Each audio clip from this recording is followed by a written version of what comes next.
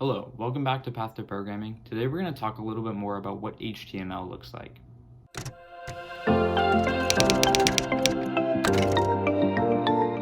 So the very first thing we want to do is have REPL open.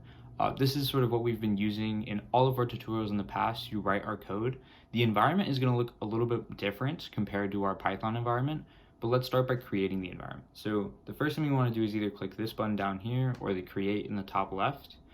And this pop-up will appear. And so what you want to do, instead of doing what we normally do and clicking on Python, just type HTML into the search. And this option for HTML, CSS, and JavaScript will pop up. Click on that and then title it whatever you want. I'm going to title it Basics of HTML. And then I'm going to create a new REPL. And then the new environment will be created. And you'll notice this looks pretty different. So on the right, instead of seeing just a console, we actually have a screen that represents the web page. And on the left, we have all this boilerplate code that's already been written, but I want to cover things from scratch. So I'm going to go ahead and delete these, and we'll walk through each step. So the very first thing is just understanding what HTML actually is.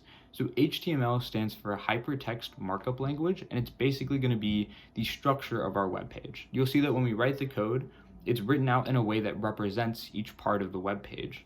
And so let's start by writing what was on that boilerplate code.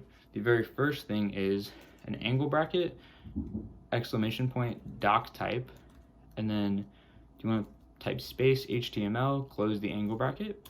And that's basically just informing the compiler or the computer that we're going to be writing a document in HTML. And for HTML5, the specific version that we're using, we need to write exclamation point doctype space HTML. Then within that, we need to have our HTML tag, and you'll notice when I click or when I type the closing angle bracket, it automatically adds this. And what that is it's just the closing part of the tag. All of these little things are going to be called tags, and so the closing tag is just going to have this little slash, and it'll be the same as the opening one, and that just indicates that that's the end of it. So inside of this HTML tag is where we're going to write all of our code. Within that, we're going to have a body tag. Same thing happens, it automatically closes. You'll notice sometimes when you look at code online, it'll have a head tag, and that'll refer to something else, but we'll discuss that later. For this video, I just want to talk about the body. And within that body is where we're going to write all of our code today. So let's start by just typing something within the body and seeing what happens. So if we write just hello world and we run that code, you'll see that in the body of the page, hello world pops up. And this will work the same way. If you create an index.html file in like your own integrated development environment, what we discussed in the last video, and you put that on the internet, this is exactly what would show up. It would just be hello world, plain, no formatting on a web page. But the better practice is to have all of your text wrapped in different kinds of tags. And there's a lot of different tags that can encapsulate whatever we want. For instance, we could have a header tag, which H1 is just a specific kind of header. And if I type hello world in there, we run that, you'll notice hello world pops up on the page, but this time it's formatted differently. We have a bigger size text, the font is different, it's bolded, all sorts of things like that. And these header tags can keep changing. It could be a header 2, and make sure that the front tag always matches the back tag, or the opening always matches the closing. If we run that, it's a little different. The formatting is similar, but it's smaller now. And the same thing will happen for H3. Okay, so those are some examples of some basic header tags, but there are a lot of other tags that we can use to display text. For instance, we could use a P tag. So we just type angle bracket P, and then let's say the weather is nice. And then if we run that, we'll see right below hello world, it says the weather is nice. And it's some basic sort of paragraph style text. And also the order in which things appear on the web page is solely based on the order in which we type them. So if we put the P tag, and I'll make sure the indentation is right. If I place the P tag before the H3 tag, then we'll see the weather is nice before we say hello world. And that's basically how we see text appear on the web page. But there's a lot more on web pages than just text. We have images sometimes. So for instance, we could have an img tag. And for img tags, all you want to have is the src, and we set that equal to, and this is for the source of the image. So if we want to put an image of, let's say, a puppy on our web page, we'll search up puppy, and then we'll go to images, and let's just take this first one.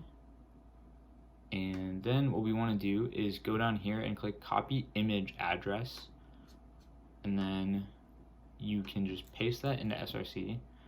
And it's kind of a long link, but that's okay. After that, we can just type width equals 100, and then height equals 200. A lot of times you want to handle sort of the image details in the CSS, which we're going to cover in a couple of videos, but basically for now we just want to have some basic formatting. So actually, let's set height equal to 100, and then we close the image tag. And you'll notice for this one, we don't actually have a closing tag. We don't have one that's /img at the end. I don't really know why that is, but it's just like that. And if we run the code, we'll see the image of a puppy pop up. The formatting is a little bad, but that's okay. We have the image of the puppy there. So that's how we can insert sort of a small image there. Another example of a tag that we could use is an A tag, and this is commonly used for if we want to insert a link on the web page.